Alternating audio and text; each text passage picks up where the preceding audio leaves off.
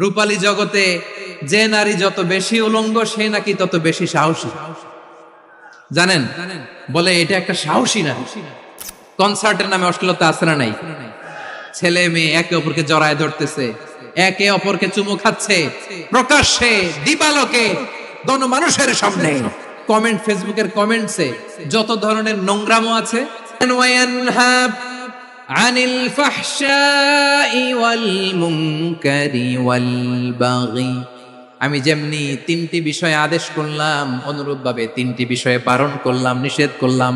আমার 1 নাম্বার নিষেধাজ্ঞা হলো অশ্লীলতার প্রতি। ফাহশা ওয়া ইয়ানহা আনিল ফাহশা, আল্লাহ তাআলা অশ্লীলতাকে নিষেধ করেছেন। কোন জিনিসকে? সবাই বলুন, কোন জিনিসকে?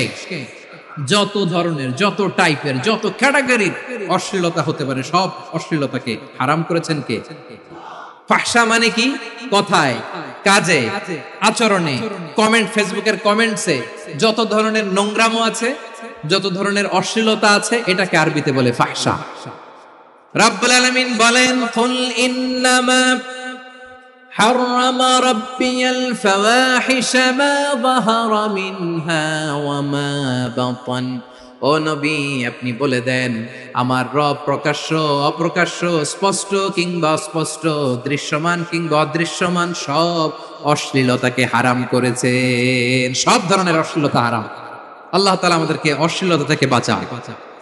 এবার বলেন, আমাদের সমাজে অশ্লীলতা আছে না নাই? অশ্লীলতা নানা ভাবে, নানা নামে, নানা মোড়কে আমাদের সমাজে আছে না নাই? সংস্কৃতির নামে, ফ্যাশনের নামে, বিনোদনের নামে, উপন্যাসের নামে, কনসার্টের নামে অশ্লীলতা আছে না নাই? আপনি দেখেছেন কনসার্টগুলোর অবস্থা? আমাদের তরুণ তরুণীরা, আমাদের যুবক যুবতীরা, আমাদের জেনজিরা, কি অবস্থা ওইখানে? কনসার্টের নামে অশ্লীলতা আছে না নাই? ছেলে মেয়ে একে অপরকে জড়ায় ধরতেছে, একে অপরকে চুমু খাচ্ছে প্রকাশ্যে দিবালোকে গণমানুষের সামনে। আল্লাহ তাআলা এই অশ্লীলতা থেকে আমাদেরকে বেঁচে থাকতে বলেছেন।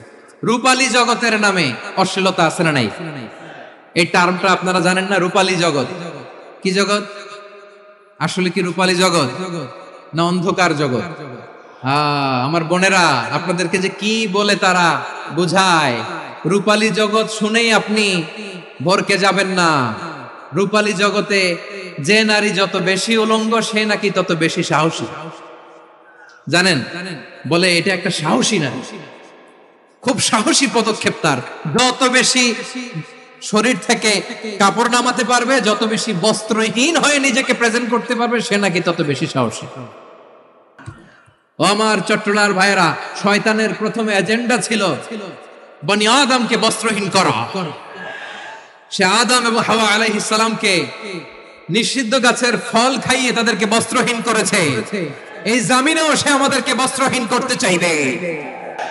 এই রূপালী জগতের নামে তারা এটা